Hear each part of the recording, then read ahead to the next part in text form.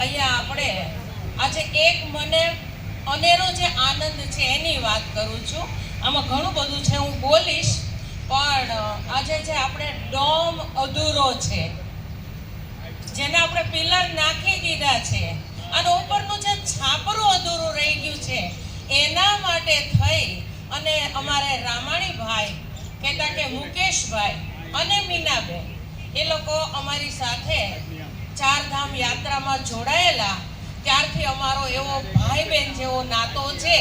તો 5100 રૂપિયા એ આ ડોમ પેટે આપે છે. આપણો જે ડોમ માળવાનો બાકી છે એમાં તો આ દાન જે આવે છે એ ડોમમાં જ વપરાશે.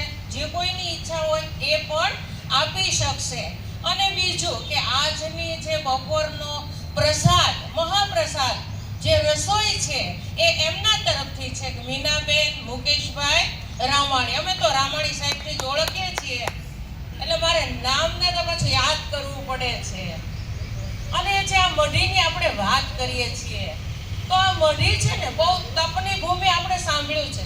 શું કામ કે મનમોહનદાસ બાપુએ જે તપ કર્યું છે એ ગુપ્ત તપ કર્યું છે. એમણે ભોંયરાની અંદર રહીને તપ કર્યું છે. હમણાં કીધું કે દેખાડો કરવાનો હોય કે આ ને તે ને વ્રત ને તપ, એ તો મજાકમાં શાસ્ત્રીએ કીધું છે, પણ આપણે એવું કરતા હોઈએ છીએ. ત્યારે મનમોહનદાસ બાપુ બાલ બ્રહ્મચારી રહ્યા અને મઢીની અંદર જે પોતે ભોંયરાની અંદર રહે, કોઈ અપેક્ષા વગર, કોઈ એને આ સગવડતા નહોતી જોતી અને જીવન પસાર કર્યું. અને એણે એક એવું પાત્ર ગોત્યું કે આ મઢીને પણ આગળ લઈ જશે, આનો વિકાસ કરશે અને મને કોઈ એવો સાચો માણસ મળી જાય એની પ્રતીક્ષામાં હશે.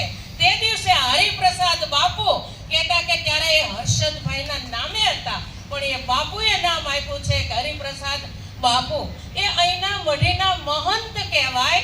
તો મહંત કેવા હોય કે એને આસન વાળ્યું હોય, મસ્ત મોટો તકિયો પાછળ નાખ્યો હોય, 2-4 શિષ્યો આગળ પાછળ ફરતા હોય, હું તમે પગે લાગતા હોય, એને જે કાંઈ દાન ભેટ આપતા હોય એ મહંત હોય. એનું આખું એક રૂમ જ અલગ હોય.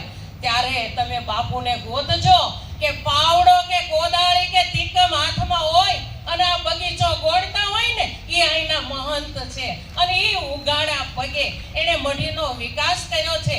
ક્યાંય એને ફંડ ફાળાની ભૂખ નથી બહાર પાડી. અને અત્યારે પણ મને કે તમને કઈ કહેતા નથી, પણ આપણને એવું થાય કે આ મઢીનો જો વિકાસ કરવા માટે બાપુ આટલા તલ પાપડ હોય. એના બંને દીકરા ખૂબ સરસ ધંધે છે. એને એ અપેક્ષા નથી કે આ મઢીમાંથી મારા છોકરા સુખી થાય. તો એવા મહંત આપણને મળ્યા છે. મઢીનો વિકાસ એ આપણા સૌનો વિકાસ છે. કાલે આપણા ઘરે પ્રસંગ આવશે, આપણે અહીંયા કાંઈ પણ કાર્ય કરી શકશું. તડકો હશે તો છાંયો મળશે, ઠંડી હશે તો આપણને એની હૂંફ મળશે, અને વરસાદ હશે તો પણ આપણું કાર્ય અટકશે નહીં. તો મુકેશભાઈ માટે ફરીવાર તાળી પડે, જેણે ડોમ માટે અલગથી પૈસા આપ્યા છે અને પોતે આજની રસોઈ પણ આપે છે. એવું જ બીજું જે કાંઈ દાન આવ્યું છે